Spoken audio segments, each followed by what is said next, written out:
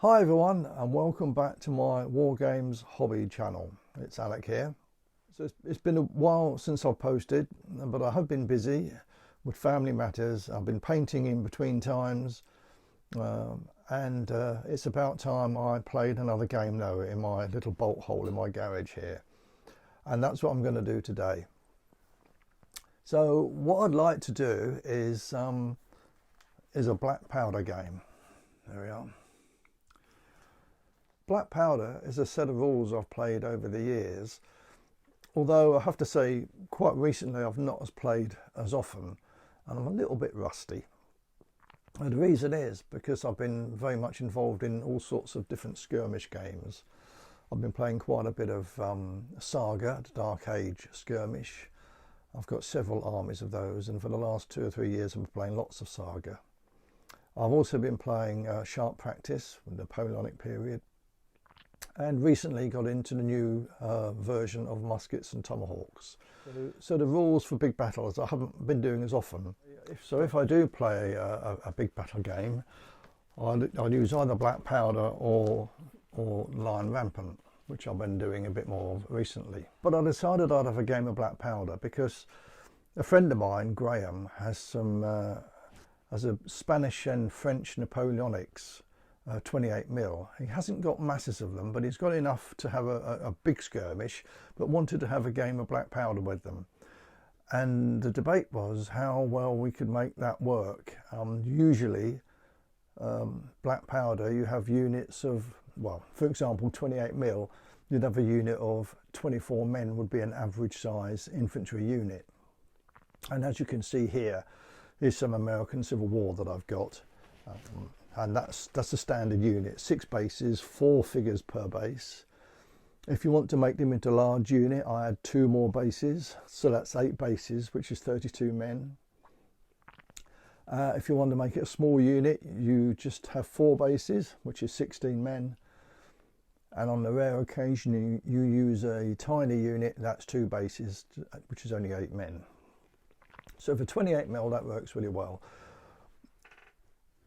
The problem with that is that you need a pretty big table, really, at least a 6x4, and which is why I don't often do that at home, because the table I've got at home is usually the one I use in this location I'm in now is only 4x3, and for 28mm and for the distances involved that you move, it can be a bit tight. So if I'm going to do Black Powder at home, I often use 15mm.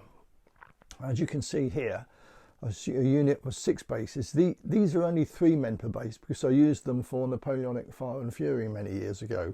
Though I haven't played that recently. I must look at that again. But so 6 bases would be 18 men. And again, that works okay. And if you want a big unit, you have 8 bases, like I mentioned before. A small unit would only be 4 bases. And a tiny unit would be 2. But Graham wants to use 28mm, and when we are able to meet up and have a game, it will be on a 6x4 table, so that'll be fine.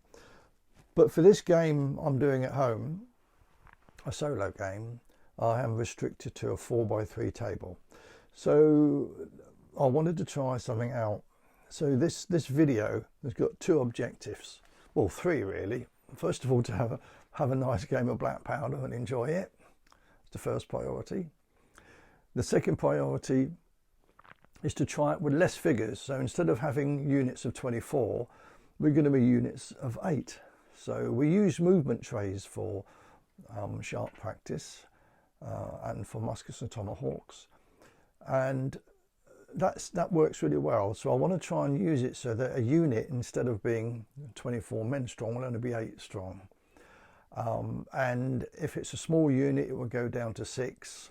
A tiny unit would be 4, and a larger unit would be 12 men. It should work. I don't see why not. The other thing I'm going to do, because the units are so small and because of the restrictions I've got on the table size, I'm going to halve all the movement. So the infantry, instead of moving 12 inches, will only move 6 inches, and so on. I want to see whether that works. So that's the second objective, is to see whether in fact this does work using sort of that scale. And the third objective is I'm playing a scenario from the Black Powder book, and the scenario I'm playing is the Battle of North Point. Now, if you've got these rules, you'll soon realise they're for the War of 1812. In fact, this battle took place on the 12th of September 1814. Now, I haven't got any British Napoleonic 28mm. All my Napoleonics are 15mm. But Graham has got 28. He hasn't got any British, I don't believe. He wants to use Spanish against French. But what I have got in 28mm is plenty of American War of Independence. So I'm actually going to use American War of Independence figures for this game because it'll work just as good. And it should be fun, you know. So you can see here, I've laid out the table and we're all ready to go. And if you look at the map, as you can see here, and then look at what I've done on the table, you can see it matches pretty much what the game's going to be. So I'll go through the units with you now, just so you can see what's going to happen. So here we are. I'll go through the British first. Let me just put this camera down, and I'll go from left to right. So on the left here, you've got the 4th foot, and then behind over here you've got the 44th foot. He's the commander for that brigade.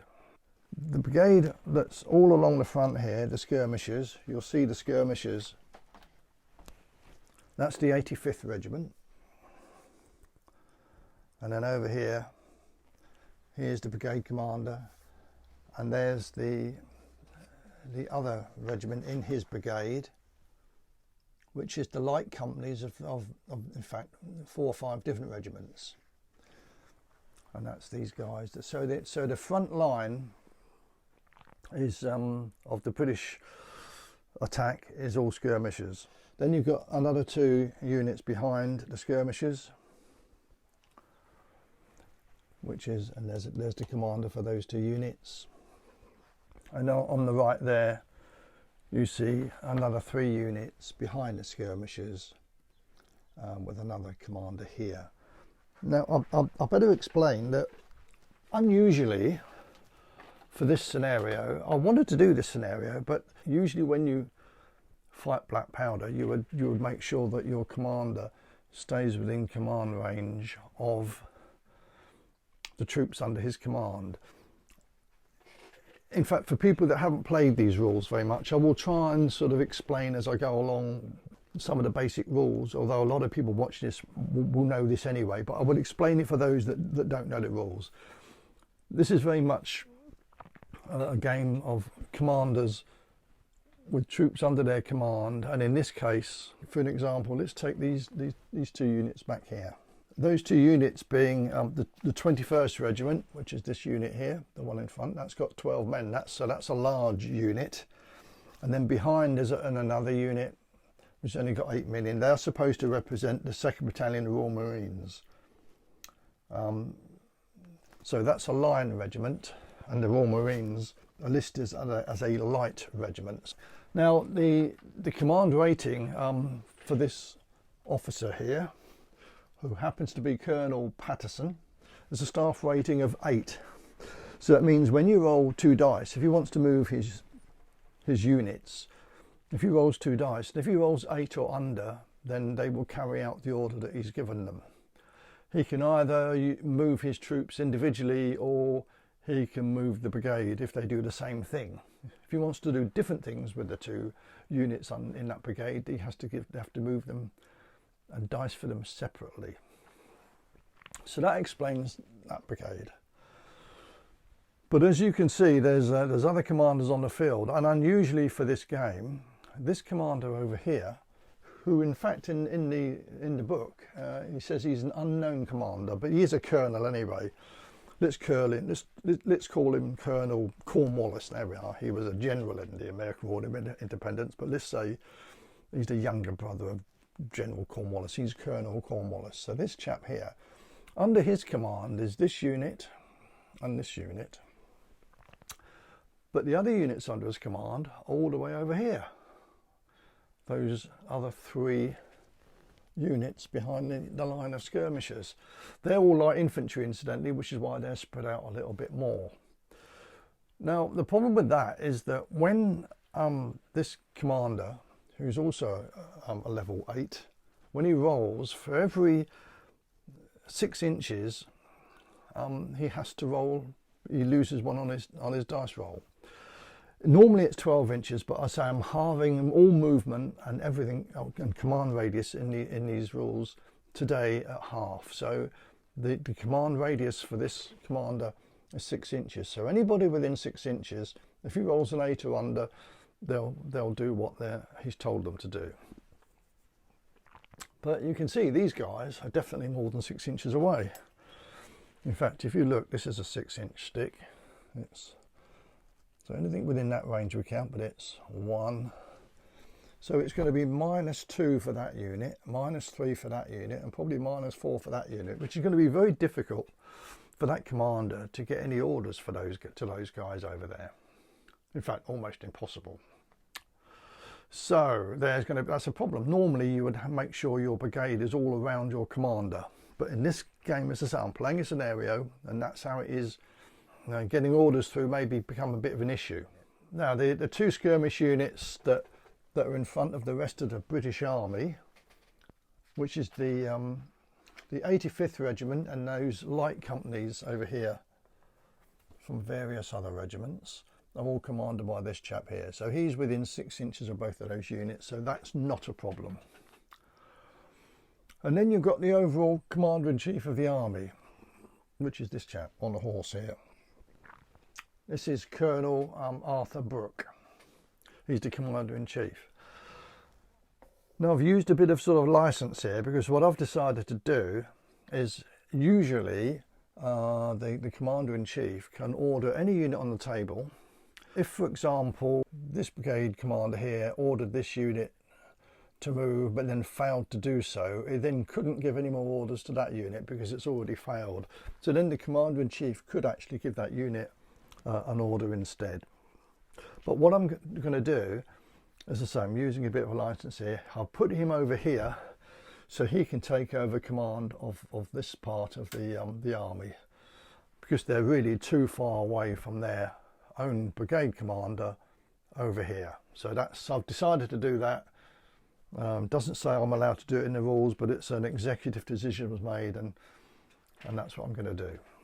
Right, so I mentioned I've halved all movement, so you can see here that that's a 6-inch ruler, and that's the movement distance infantry can do in this game. Then I've got this metal ruler, which is 9 inches. That's the shooting, that's a musket can shoot at 9 inches.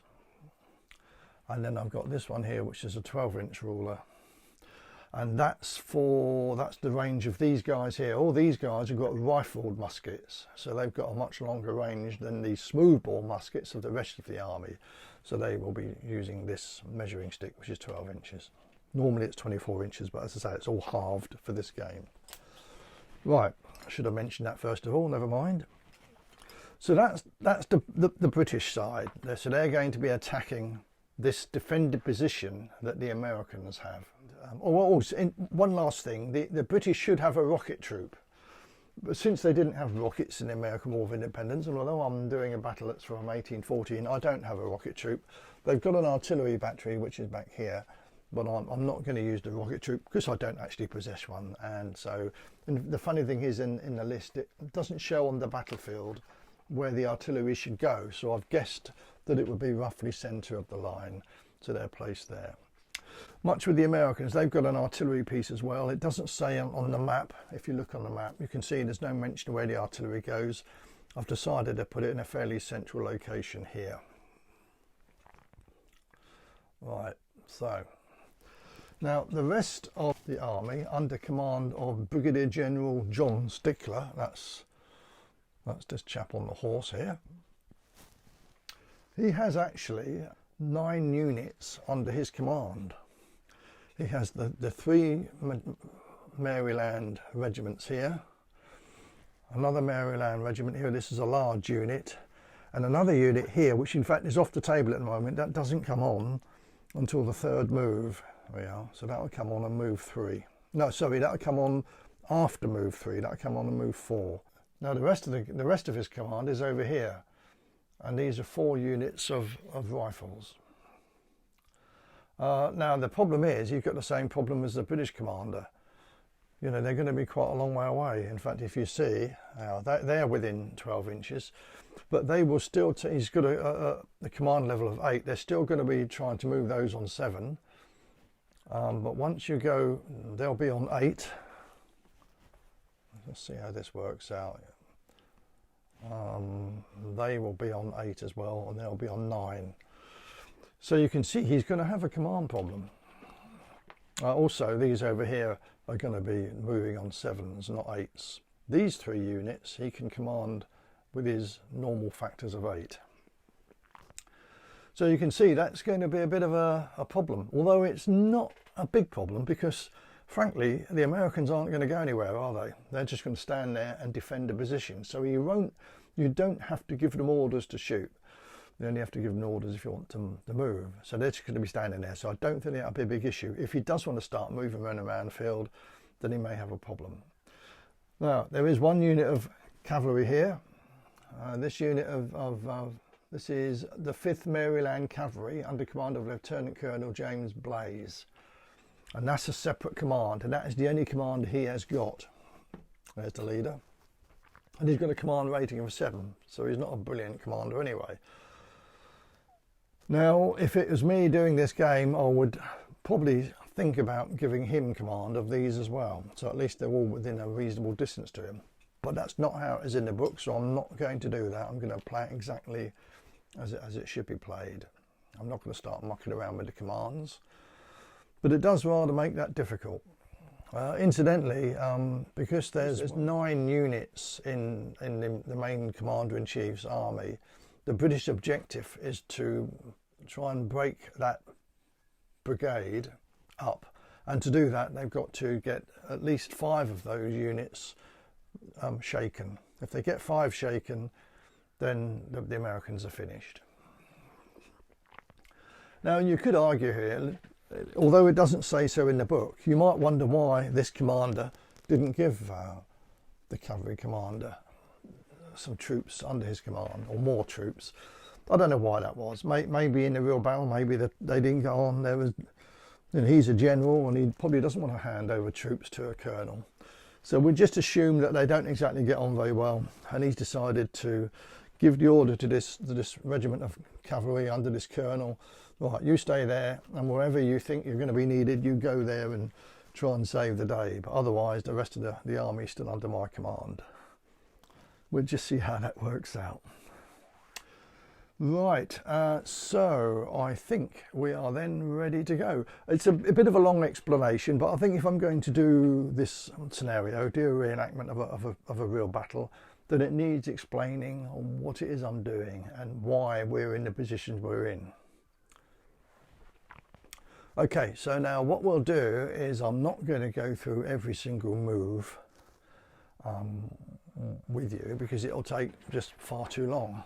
But what I will do is, well, for those of you that don't know the rules that well, I will do the first moves of the British, just to show you how things pan out, how the rules work. And then I'll probably race through and do the rest of the moves and tell you then what's happened. So the first move is for the British, and obviously the first units that need moving are these skirmishers in front here. Now, because this commander here, both those units are going to be doing exactly the same thing, he's going to be given, he's going to give a brigade order. Now his staff rating is 8, so if he rolls 8 or 1 under 8, if he rolls 7, then they can move once. If they roll a 6, that's 2 under the minimum of 8, then he can move twice. And if he rolls a 5, which is 3 under, he can move 3 times. Well, he doesn't want to move 3 times. He doesn't want to charge in here against the defended position. That would be suicide. So what he wants to do is he wants to order these troops to move forward once and then open fire. The idea is he wants to try and weaken the American front line. Of course, we do know what's going to happen when they can do that.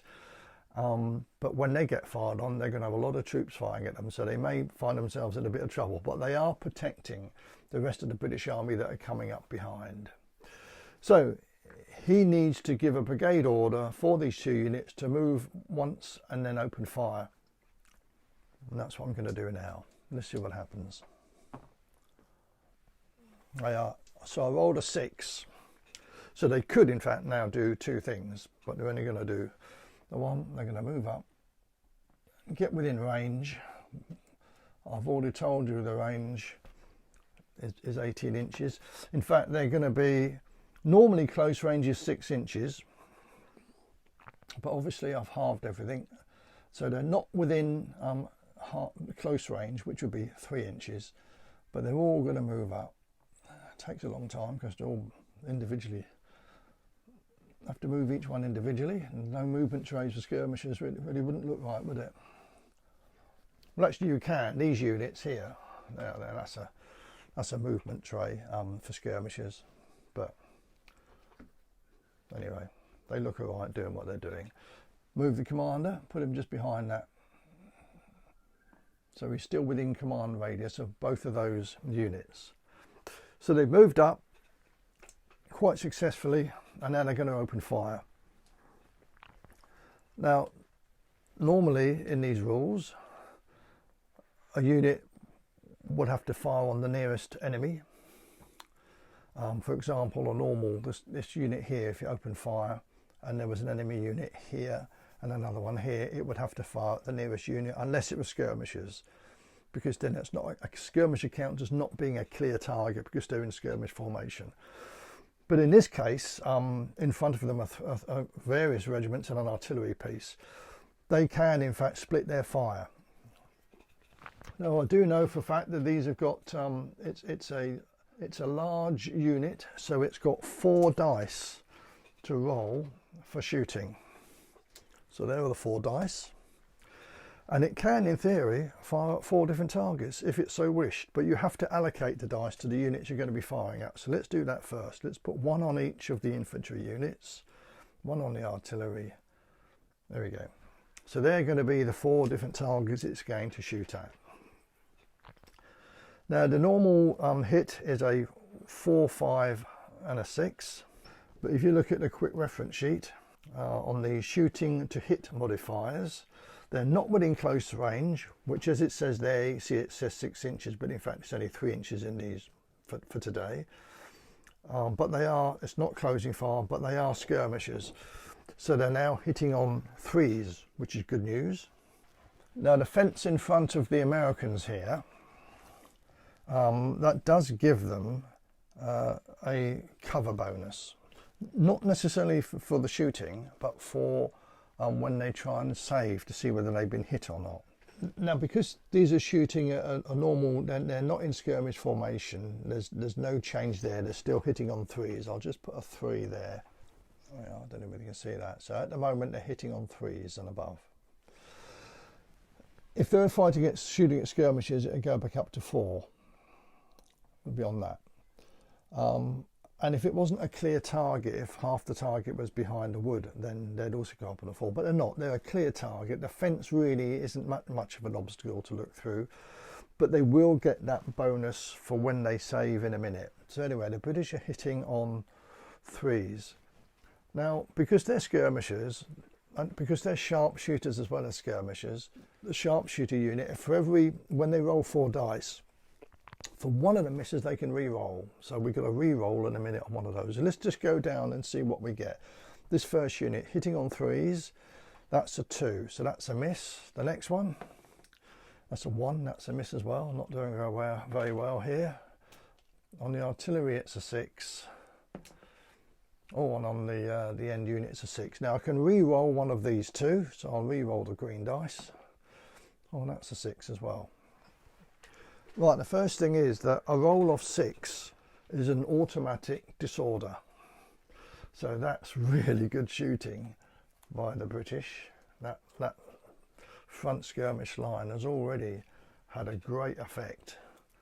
But they've also taken a hit. Oh, and incidentally, with this artillery piece, they should have been hitting on 4s, because that does count as in skirmish order. So when they target an artillery piece or skirmishes, they would have hit on 4s. In fact, they rolled a 6 anyway, so it made no difference. So I should have mentioned that. Right, so they've now got to roll to see whether in fact that was a casualty or not. Let's start over here. That first one rolled a 6, so that's saved. So that hasn't suffered a casualty. It saves on 4, 5, 6, but because these guys are behind cover, they get a +1 to their dice, because it counts as light cover. So in fact it'll save on 3, 4, 5 and 6. This unit isn't behind the fence, so that doesn't get it. It's still 4, 5 and 6. Yeah, saved it as well. So they're not actually taking casualties. This one now, yeah, 4 saved, and that one didn't cause it. So although the British has disordered 3 units, it hasn't actually caused any major problems, any losses. That's not to say some of the men didn't get killed in that unit, but it's not enough to take a figure off, or not enough to register towards their stamina value. The stamina for a unit, for these units, all 3. So once they take 3 hits, they become shaken, and none of those did actually cause a hit that would cause them a problem. So sort of mixed reaction there from the British opening fire on the Americans. They've managed to disorder 3 units, but they haven't caused any casualties. Then over here, these chaps have got 3 dice to roll. And they will fire on these 3 in the open here. I think that would be the best thing. So 3 dice, 1, 2, 3. Again, normal hitting on 4, 5, 6. They gain 1 because their skirmish is shooting, but they're firing at skirmishers, so that negates that. So they're now hitting on 4s, 5s and 6s.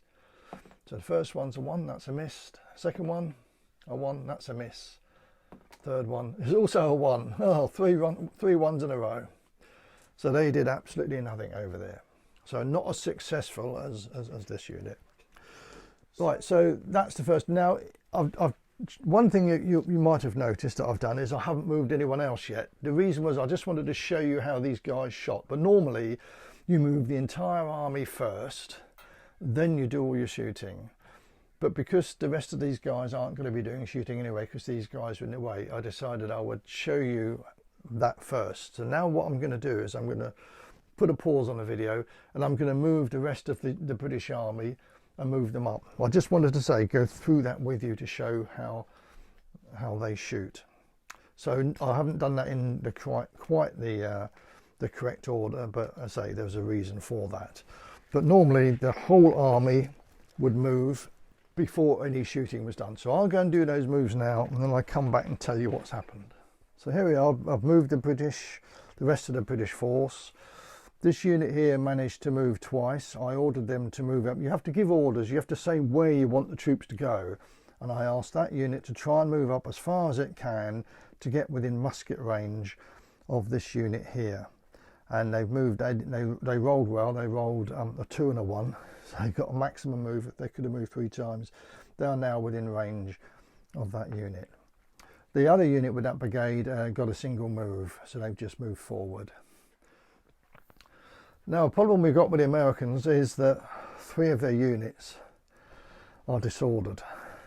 That's a real bonus for the British, because basically, although they can shoot, doesn't stop them firing, but they fire at less effect because they're disordered. For any unit to lose their disorder markers, they have to stand still for 1 move. In fact, you can't give them an order. They have to remain stationary for 1 move. So these 3, even if they wanted to move, couldn't. But after their move, at the end of their turn, they can remove the disorder marker. So disorder only stays for 1 move, and it doesn't stay on permanently. However, it does mean they don't fire at such good effect, which is a real bonus for the Brits, especially with this artillery piece. Right, now the commanders of the American force are going to give orders for their troops. The only unit that needs giving an order at the moment is this one here. They need to get into line and hopefully be able to fire on those Brits as they come up. So let's just see whether they do that first. So it's command rating of 8 from their officer here, but he's more than 6 inches away. Oops. But he is within 12. So his command rating then goes down to 7. So he rolls 2 dice. He rolled a 7. So they can do one thing. So let's just put my camera down here and we'll form them into a line. There we go. And they can now open fire on those Brits who did move within 6 inches last move anyway. So there aren't any more orders for the Americans to do. The cavalry are staying where they are for the moment. There's no point in them moving anywhere. And there's another unit that's still off the table. This is move 1. We're just completing move 1, so they've got to stay where they are. Right, I'll do this unit here, which you just saw change formation. And that unit, because it's 12 strong, it's a large unit. It's got actually 4 dice. There we go. It's hitting on 4s, 5s and 6s. And if you look on the sheet, if you look at the shooting to hit modifiers, they're not within close range because close range is 3 inches. They're not disordered, and that's where you lose a -1. That's where there's going to be a problem for these 3 units. They're all going to lose -1 off their shooting. And that is it. So they're just going to roll. They're hitting on 4s, 5s and 6s with 4 dice. Let's see what happens. Well, 2 hits, 2 misses. Not a 6, so they're not, the British aren't disordered, and they can try and save. And the British save on 4, 5, 6. Roll these 2 again, and they rolled a 4 and a 6. So no casualties at all. So that's that first unit that's opened fire. Now this unit here, incidentally, this is the nearest unit, but the arc is not enough for them to be able to fire effectively that unit on that unit here, because it has to be, there's only really 2/3 of the men can actually see that target. It's a 45-degree angle. So they're going to have to shoot straight ahead, and they can't ignore these skirmishes. They're going to have to shoot at those skirmishes. So that's what they're going to do. They cannot split their fire, unlike skirmishers which can. If that was a skirmish unit, you could fire, let's say if they're firing 3 men, you could fire 1 of that, maybe in 2 of those, because that would make sense. One would, for the 1/3 of the unit, would fire on that, and the other 2 would fire that way. But they're not skirmishers. They have to fire on 1 target, and that's the only target they've got. So they've got 3 dice. They normally hit on 4, 5 and 6, but they're trying to shoot at skirmishers. So it's now only 5s and 6s. Let's roll, see if they get a hit. 2 5s. And let's see if the skirmishers save those. They save 1, but not the other. So it has taken a hit. So they get 1 red marker, because that's a hit on that unit. So now let's move down the line. These are disordered, so they're normally 4, 5, 6. They're shooting at skirmishers, but they're disordered, so they're only going to hit on 6s. So we've got 3 dice. They need a 6, and they don't get 1, so they missed. Skip the artillery for a minute. Let's come back to this unit. They're the same. They need 6s. No hits. Right, now we come back to the artillery piece. The artillery piece, its close range is still 3 inches. It's not 3 inches, and it can ignore the skirmishers. This time it can fire on this unit, because an artillery ball wouldn't worry too much about a skirmisher. They'll just hit the main target. So they're going to open fire, which is 2 dice. If it's within 3 inches, it would be 3 dice. No, it's got a 24-inch range, normally 48, but for today they've got a 24-inch range.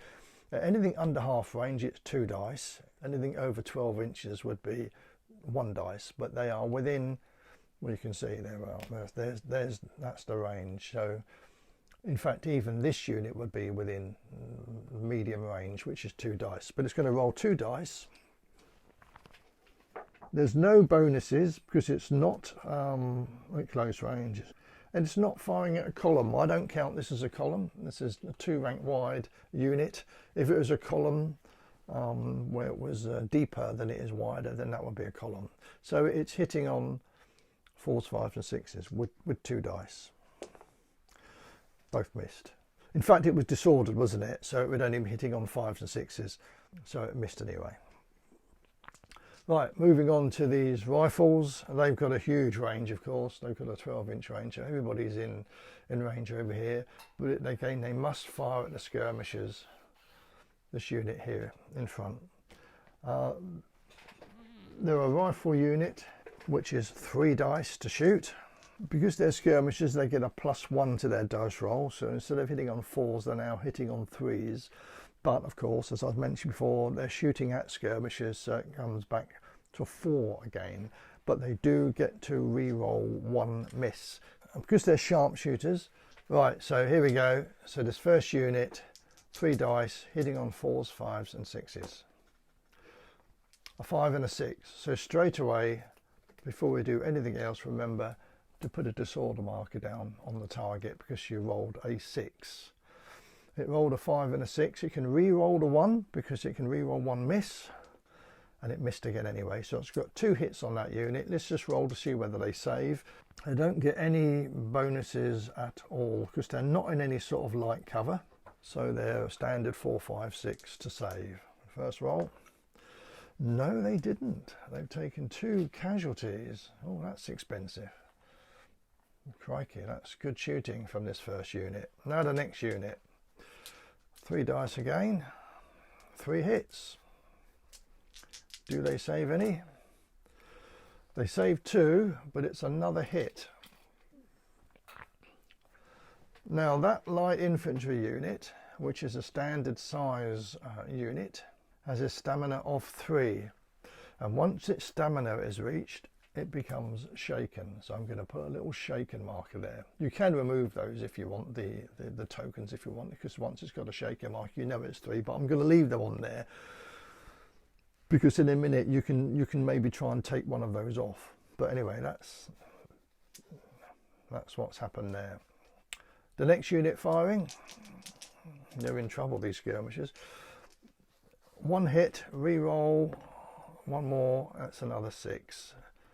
So there's 2 hits, there's 2 to save them both. And the final unit, 2 hits, re-roll a miss, becomes 3 hits, 2 more 6s. We only get disordered once though, you can't add any more disorders to that, so those 6s don't really count anymore, but they are a hit. So 3 hits. It saved 2, it took 1 more casualty. Now that 4th casualty is in fact quite important because you test if a unit takes excess casualties on its stamina due to firing. So its stamina is 3.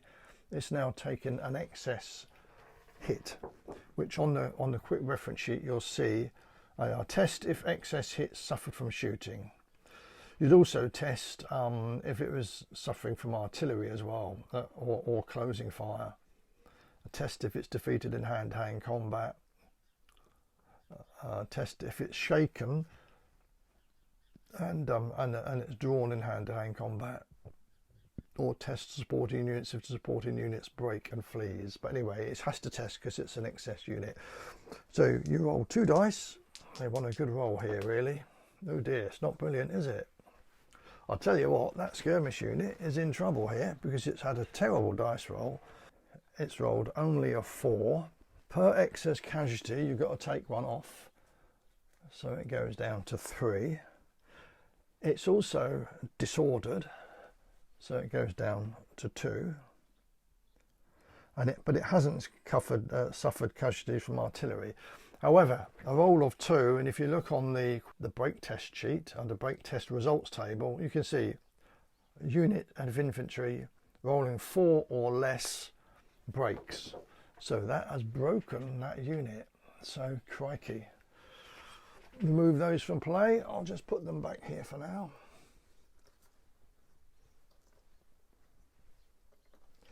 Well, what a great start for the American right wing. They've broken the unit in the first move, but there were 4 units firing on it. One point, which I forgot to mention, the unit that broke here, these units don't have to test, because although their friends are quite close, they only have to test if a friend that they're supporting in combat is broken. Then they would have to have tested if that was a melee here, and they break, then this unit behind, and if they were other supporting units were near enough to the side to be supporting them, then they would have to test themselves.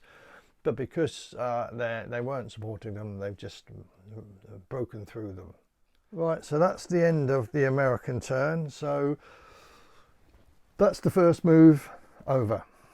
And incidentally, before we do anything else, we can remove these disordered markers now, because they're no longer disordered. They stood there for 1 move, and the disorder is now gone. So it's the British turn next. So I'm going to take a short break, and I shall do those next moves, and I will come back and explain to you what's happened. So at the very first move, the Brits have moved up quite a long way up the field. They did manage to disorder these, but they're no longer disordered.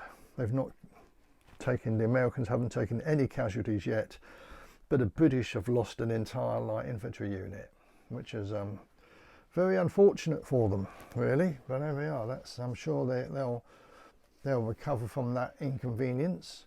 So the light companies of the other regiments have broken from the field, but it's the British turn. That they can now move up, and what they really need to do now is to make the Americans pay. They're near enough. This unit needs to get out of the way of these 2 units. These need to move up. They all need to open fire in the hope that they cause a lot of damage. So I'll do that and I'll get back to you. Okay, so the British have moved, and it's quite dramatic. I'll show you what's happened. The unit that was here have charged into this unit. They were within 6 inches and they were able to charge them. This unit has moved up to within 3 inches of the unit behind the fence, and they're going to open fire. The skirmishers in the middle that had a long line here have managed to reform into a group, which means they're not blocking the other infantry.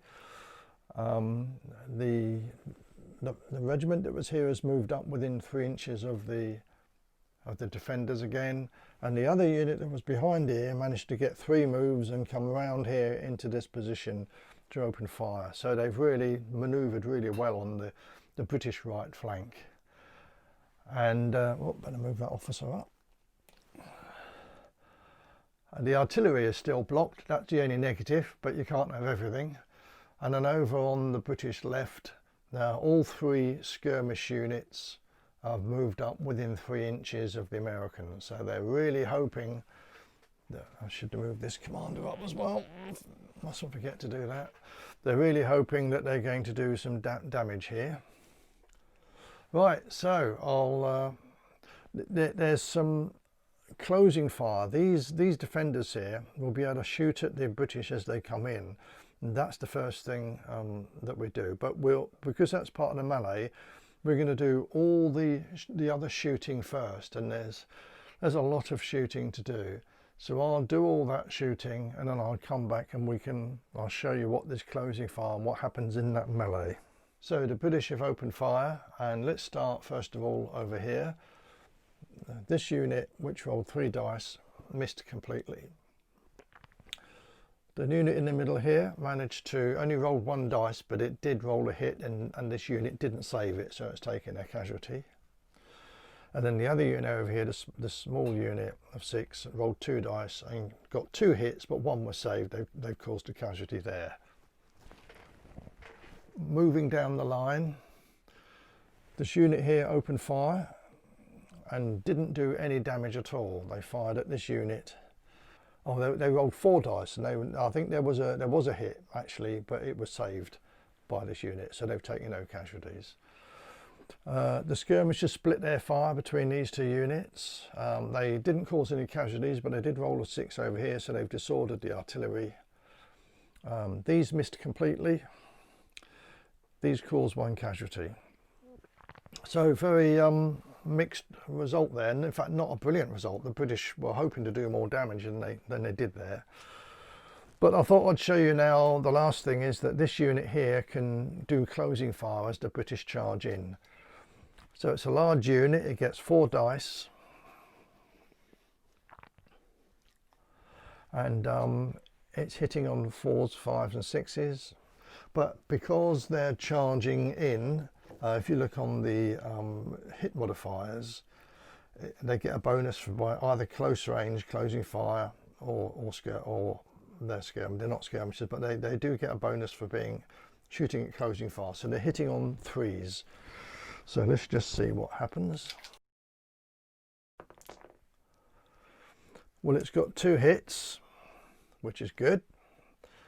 So there's the 1s and 2s are obviously misses. They were hitting on 3s, 4s, 5s and 6s. It got a 4 and a 5. Could have done with a 6 there, really. That would have been handy. So let's see if they save them now. Right, so they saved 1 and lost another. So the British were taking 1 casualty going into that melee. And now we'll fight the melee. We may as well.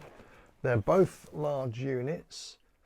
The American militia actually get 7 dice. We'll do those first. There we are, 7 dice. And when it comes around to the British to roll their line infantry, they get 8 dice. Right, so let's just roll to see what happens. Now look at the combat to hit modifiers. The British are charging. No one won the last round of combat. No one shaken or disordered there. Right, so let's just see what they roll. They're hitting on 4s, 5s and 6s, the Americans. They need something decent here. Well, they've got 3 hits. So the British have 3 to save. It's the same as shooting. They save on 4, 5 or 6. There's no save modifiers there. So let's see what they save. Well, they've saved 2 and they've taken 1 casualty. Again. And now it's the British turn to roll. They've got 8 dice. Let's see what happens here. And they're hitting, now they're charging. They normally hit on 4, 5, 6. But they're hitting on 3, 4, 5, 6. And you can see, wow. Can you see that? Move them up a bit. All 8 have hit. So that's pretty amazing. And so the Americans have to roll those to see how many they save. Let's do that now. Saving on 4, 5, 6. Well, they saved 3, but they've taken 4. So let's put 4 markers there straight away.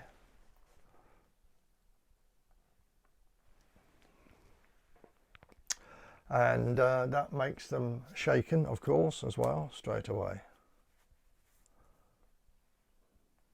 Now they've obviously lost the melee. They've lost by 4, and the British only lost 1 in the melee, although they lost 1 more going in, but it doesn't count in the melee. It counts as just 4 against 1.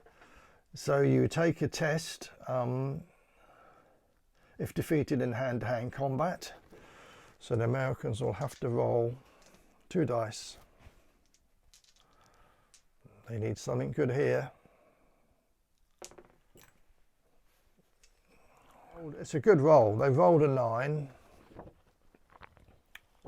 They're not disordered, believe it or not. They're shaken, but they're not disordered, so they're okay. There's no excess casualties because the shaken, this unit becomes shaken on 4 casualties.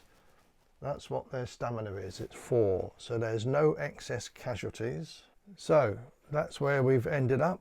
and the British have taken 2 casualties. Incidentally, you can count supports sometimes. They're in, at the moment, neither of those units counter-supported, because the British need to count supported and need to have someone behind them within 6 inches. Obviously there isn't anybody. These guys are firing on these anyway, so they can't count those as support. And these, again, if they had someone behind or on either flank, but they can't count those, they're too far forward. So no one's got any supports there, and that's where that would actually count towards the combat result modifier. So if they get support to the rear, it would be +1, and then per flank would be another +1, but there aren't any. So that's that result. They didn't break. They stayed where they are because they had quite a decent roll on the dice. But that melee will continue next move. And if the British cause those sort of casualties again when they come to do another break test, I think these Americans will be in trouble. But so that's it. So that's the first sort of combat we've had. And they've got stuck in. The British have the advantage there, but they haven't won yet. And it's the American turn. So I'm going to go through what their options are. Nothing can happen here. That melee just continues, obviously all the way down the American line. There's going to be a lot of shooting going on. The artillery now, of course, can still fire, although it's disordered, but it's at close range now, so that might be quite devastating on that unit in front of it. We'll just have to see. So the American turn, they've got to do a lot of shooting, and I'll get back to you when I've done that. Okay guys, so I'll tell you what happened on that last move. The Americans did a lot of shooting. Over here, these failed to do any casualties, and so did they. This unit managed to cause a casualty on the tiny unit and disorder it as well because it rolled a 6. Because it's a tiny unit, it only needs 1 casualty to become shaken, so that unit's in a bit of bother. Over this side, this unit took a casualty. Moving down the line, the British in the middle here, they got shot at by these and the artillery. They got disordered and took 2 casualties. Actually didn't do as bad as I thought they might do. Over here, these opened fire on these, and they didn't cause a casualty. And this unit opened fire on the British and caused 2 casualties, but didn't disorder them. So that's all the shooting, so nothing dramatic there. The infantry in the middle obviously are looking a bit dodgy, and that tiny unit obviously are in trouble, but beyond that it's not too bad. But now we've got to do this melee again, and I just thought I'd let you watch that because it could be fun, couldn't it? Now, as you know, the Americans get 7 dice, the British get 8. But the difference here, the British are no longer charging. They did win the last round of combat. So they'll be hitting on 3s. Let's just put that down there first. Okay. The Americans at the moment are hitting on 4s. But they are shaken or disordered. So that now goes to 5. There you go. And that is it. They've got there's nothing else there. So the British have quite a big advantage there. Because they won the last round of combat, they get a plus to their dice. But the Americans lose it because they are shaken. So we're going to roll 7 dice for the Americans first. We might also do those first. Let's move those dice over there so we can remember what they're taking as far as casualties goes. Right, here's the American roll. They need 5s, of course. So they've got 2, a 6 and a 5. Incidentally, when you roll 6s in combat, that doesn't disorder a unit. It only happens when you're shooting. But they have caused 2 casualties.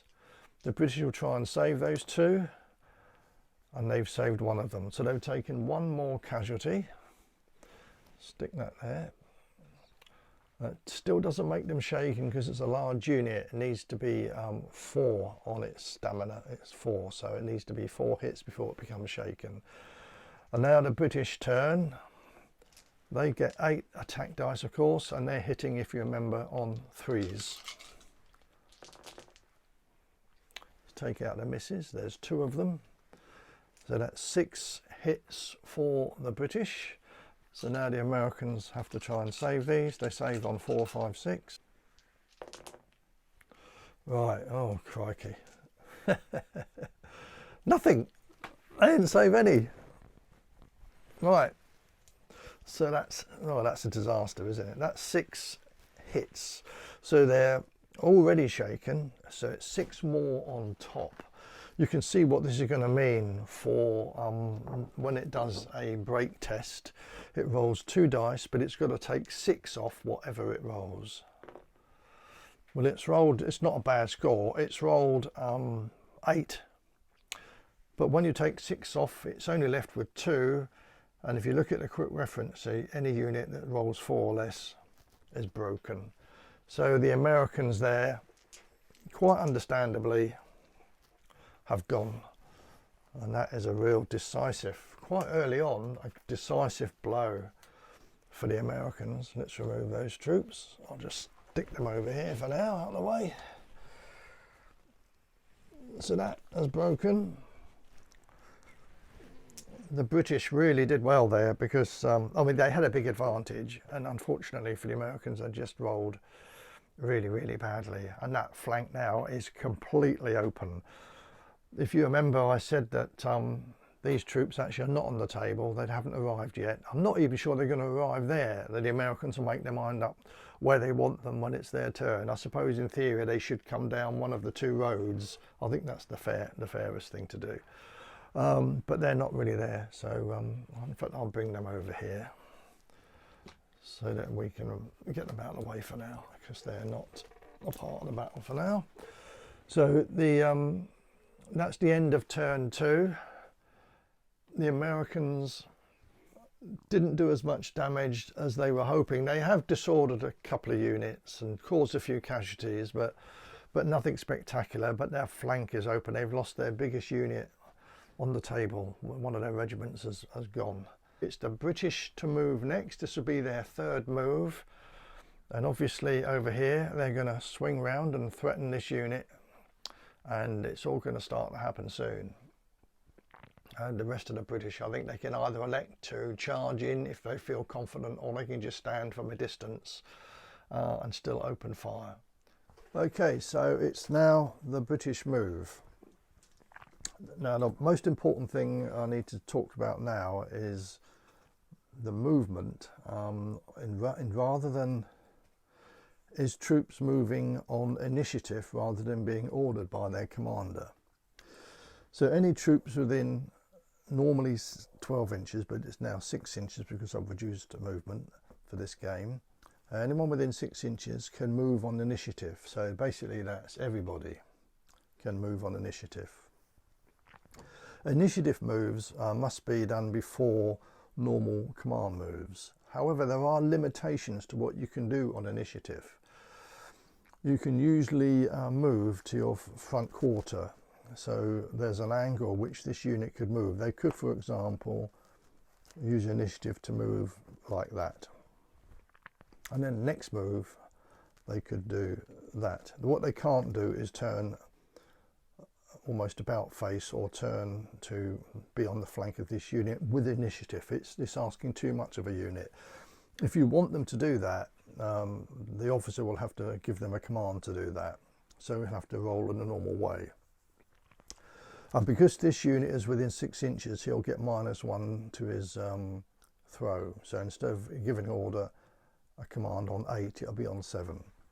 But that will have to be done after all the other units have done their initiative moves. Now this unit, for example, could now charge in, but it's got 2 casualty markers. That's only got 1, and if it does that, they'll shoot before they get there. So that could cause them a problem, so I think they're just going to stand there and shoot. These, however, have not any casualty markers, so it would make sense for them to charge in here if they wish to. Although these have got no casualties, they're going to have to take the risk here. Do they charge in and hope they don't get disordered charging in, or do they just open fire, with this unit supporting it as well? That's my choice. I think we'll give this a go and we'll charge them in. So they're going in here on initiative. They've charged in. This unit here is disordered. It can't do anything other than open fire. The other 3 skirmish units could charge in if they wish, but since these 2 have already got casualties, and this unit shaken and disordered, that can't go anywhere, and this one decides it's just going to open fire. And this one is, if this charged in here on the end unit, the end unit here would be supported by that unit, so there's no real advantage in the British charging in here. They're just going to open fire. So we've actually only got one initiative move, which is this unit charging in here. Now it's up to this officer to give this unit an order to turn and face this way. Let's just see if he can do that. So I'm going to roll 2 dice. Right, it's a double 6. So no, it will fail to do that, which is a bit unfortunate. It would have been a good move. But in addition to that, it's rolled 2 6s. And 2 6s, if you ever roll 2 6s, on a command order, it's what's known as a blunder. And on a blunder, one of 6 things can happen. I'm going to roll now another dice to tell us what's happened to this unit. Right, it rolled a 3. So I'll read this out to you. Move to the left. Well, that's interesting, isn't it? It's going to move this way. Oh dear. The unit will attempt to move to a position to its own left, making 1 move into its own left quarter as far as it can go. If an enemy unit presents itself, the unit can charge if the player wishes. If a brigade order has been attempted, each unit will move as described. So, now on the face of it, that's very difficult to do, because this unit's here. I really don't see any point in placing that unit there with their back to them. That just, to me, doesn't make sense. So I'm going to have to use a bit of license here.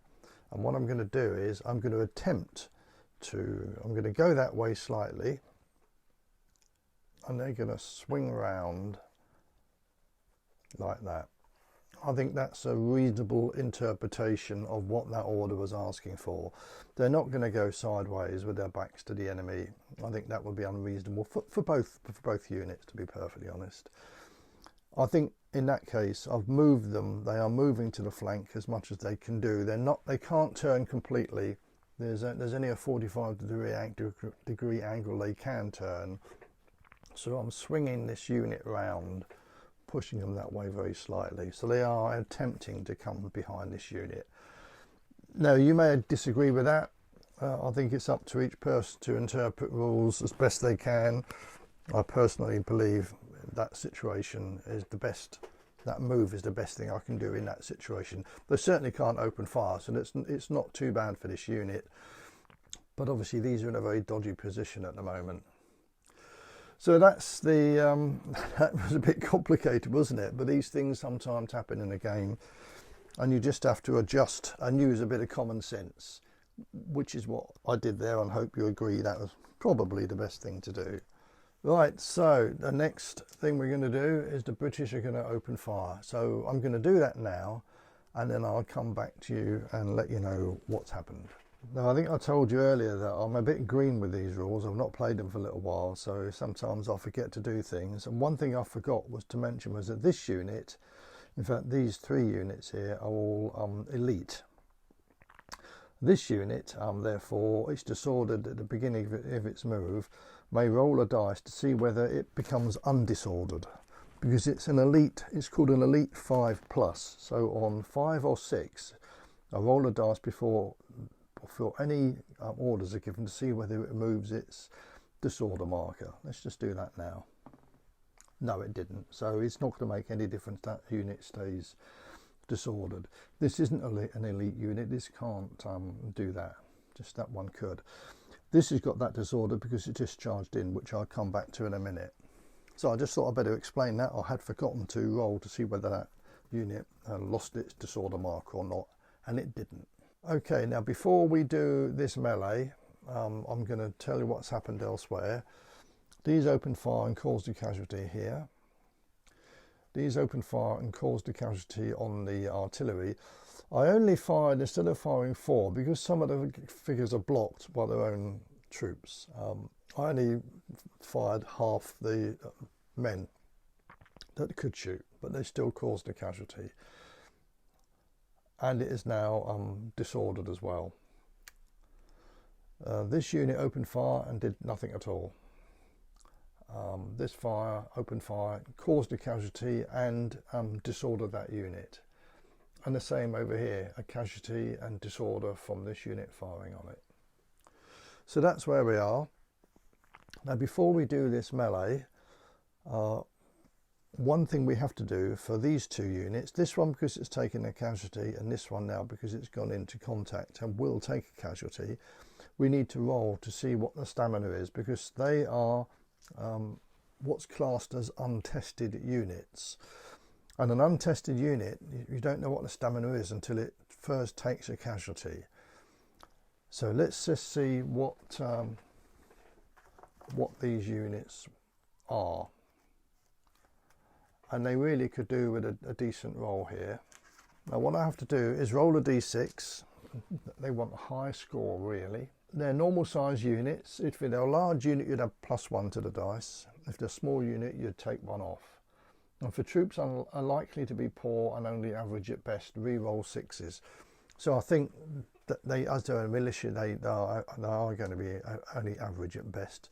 So let's just roll to see what this unit gets first. 2. And a 2 means it's got a stamina of 2.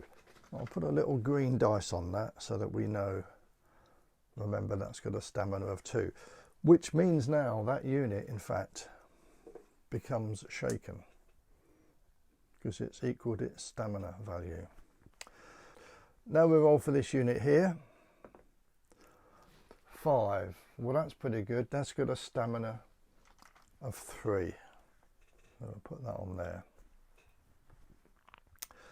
This unit doesn't roll yet, although I might forget later, so I'm going to do it anyway. Let's just roll to see what this unit gets as well. 5, that's also got a stamina of 3.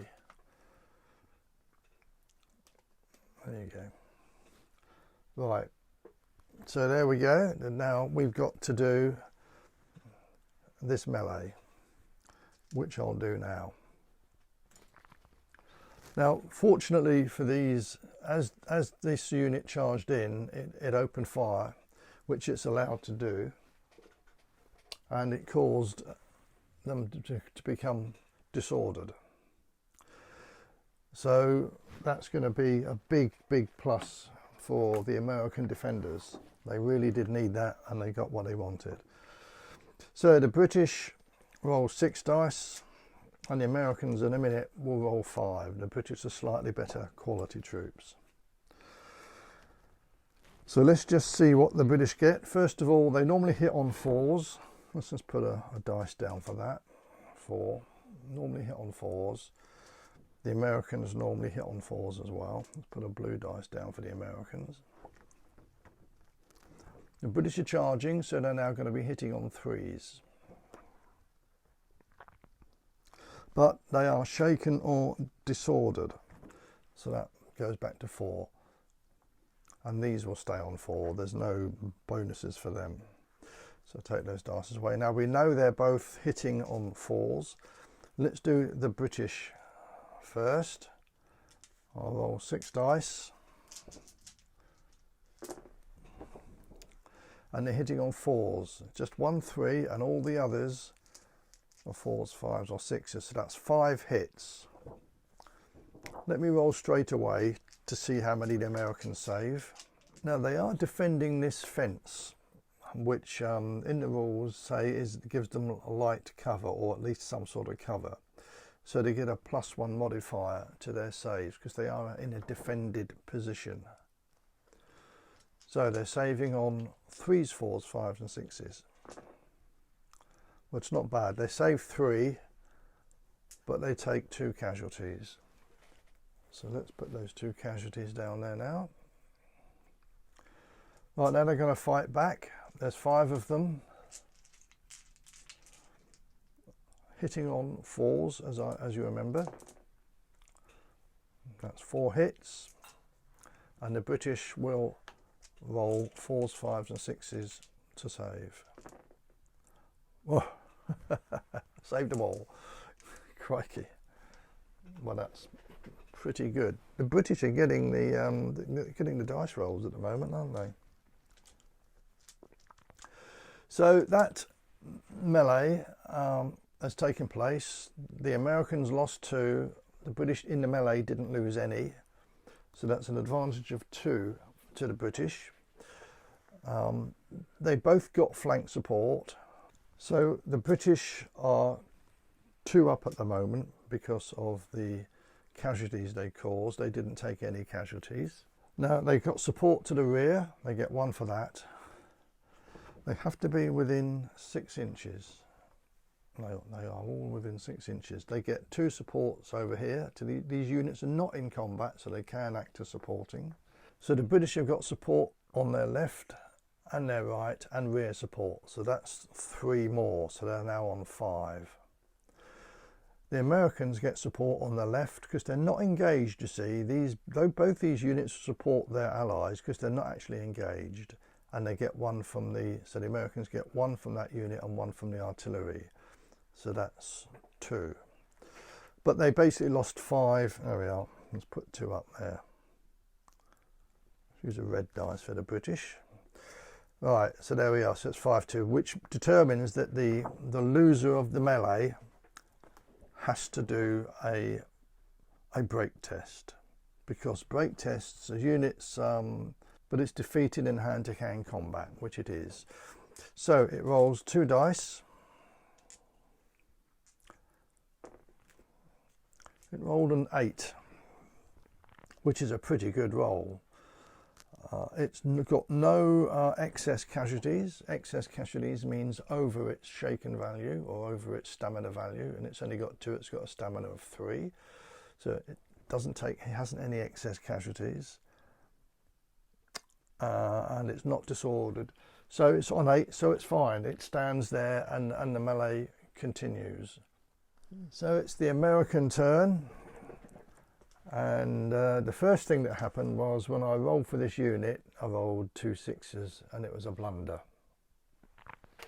Unfortunately, just one of those things. And that unit now, if you read what it says for a blunder, rolling a 2, I roll a 2 on the dice, it's a retreat. The unit will attempt to make 1 movement away from the closest enemy they can see, which is obviously these straight ahead. So they're going to go off the table here. So that is unfortunate. They've left the table. It's not a complete disaster because they're not. If they were shaken, they wouldn't be able to come back on again. But they're not shaken. They will be able to roll to see if they come on again next move. But unfortunately for them, they've temporarily left the battle, which is very unfortunate. And now I'm going to test for the rest of the units. I'll do that with you quickly. They're not actually going to move anywhere. To be honest, these are in a very precarious position, but they're shaken anyway. They're not disordered, but they're in a very dire position. So this officer is going to try and rally them. And he can only rally 1 unit. He's going to try and rally that unit. Otherwise, it's in deep trouble. So he'll roll. He's got a command rate of 8. It's more than 6 inches away. So he's got to roll a 7. No, he rolled a 10. So he failed to do that. If he had succeeded, he would have joined the unit and it would have rallied 1 of the casualty markers off it, but it didn't. So he stays where he is, and that failed. And he's not going to do any more orders anyway.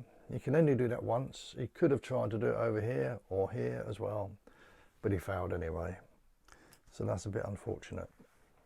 So now it's the Americans to open fire. This melee incidentally will be the last thing they do. They will fight another bound.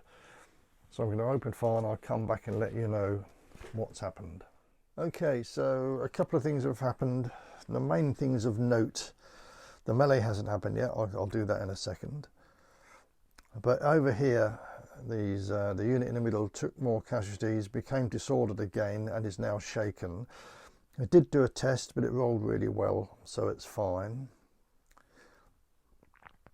This unit here took a casualty. These were fired on by 2 units. It's now disordered and shaken, but it doesn't have to do a test because it hasn't got excess casualties. This tiny unit did have 2 more casualties caused by this unit, and when it did a test, it rolled very, very poorly, so has now left the field. It's broken, so that unit's gone. Now we're going to do this melee. I thought you'd like to watch it to see how we get on. The British roll first. They're hitting on 4s, 5s, 6s. They won the last round of the melee, so they should get an advantage, but the disorder they're in takes that away again, so they're only hitting on 4s, 5s, or 6s. Let's roll and see what they get. 3 hits. The Americans will try and save. They didn't save any. The fence that they were defending, and I don't know whether this is right or not, I'm sure someone will let me know, but when this unit first charged in, I counted that as defending the fence because they moved up to it, but now they've been there a whole move, I'm not counting it anymore. They both got that fence between them. There's a bit of a mess in there now. I'm not sure whether that's right or not. Maybe someone will let me know. But because it's the second round of a melee, I'm not counting it. So they're not saving on 3, 4, 5, 6. They're only saving on 4, 5, 6, which they didn't roll. So they've taken 3 more casualties. Let's just put 3 more little markers down. And now the 5 fighting back against the British. They want 4s, 5s and 6s. They've only got 1. We'll see whether they saved it, which they don't. So they do take another casualty, but it's not enough to cause them a problem. However, who won the melee then? Well, it's pretty clear. The British have won. They killed 3, they only lost 1. Or sorry, they caused 3 hits. They only took 1 themselves. They've actually got more support than this unit, so that unit has to test again. Now it's now, let's put that one there, it's now a shaken unit, so it's got 2 excess hits, so whatever it rolls you've got to take 2 off the dice. Let's see what they roll. Well, it's a 7 and they take 2 off, which means they rolled a 5, and I'll read that out for you. A 5 infantry. The unit retires 1 full move to the rear without changing formation, at all times avoiding contact with the enemy. Once it's moved, it becomes disordered, if it already isn't disordered. So we'll give that a disorder marker straight away. If unable to comply, the unit may make 2 moves to the rear if this enables it to reach a tenable position. Nope, it can easily do that, so it'll go back 6 inches.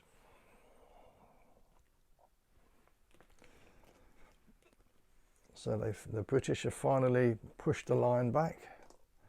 This is a shaken unit, so it takes, remove those excess counters now. Once the move is over, excess casualties are removed. You just keep the 3 there that have caused that unit to be shaken.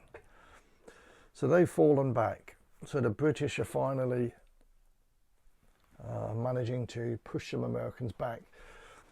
Now it's looking pretty strong for the British right, although they have taken a lot of casualties now. They're looking a bit sort of shaken, they're close to being shaken themselves, but they are winning this flank. They're in big trouble in the middle here. And over here, the American riflemen are winning this shooting match between them and the British skirmishers. So it looks like at the moment the battlefield's going to swing like this, but we'll see. Right, That's the end of that move. Because it's the end of the move and it was the American move, they now take away any disorder markers that they had because they haven't moved those units, and as long as they do that, they can remove their disorder markers. And now it's the British turn. Now the British are struggling a bit here. Both these units are disordered, so they're not going anywhere. So is this unit over here and this unit here. So they've got 4 units that can't do anything. This unit could charge in if it wishes to onto the artillery piece, which may be an option, or they can open fire it again, and these are just going to open fire there and they're not going to attempt to charge that unit. This unit has to do something, and I think we'll just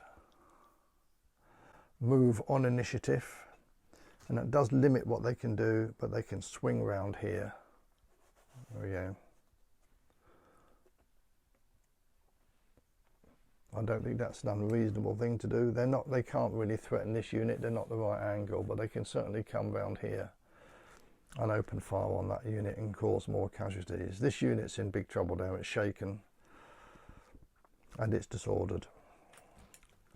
Right, so they can't do anything. What are the light infantry going to do?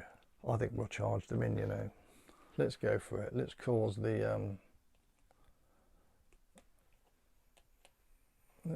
artillery to. Let's try and push the artillery back. Try and get rid of that artillery piece.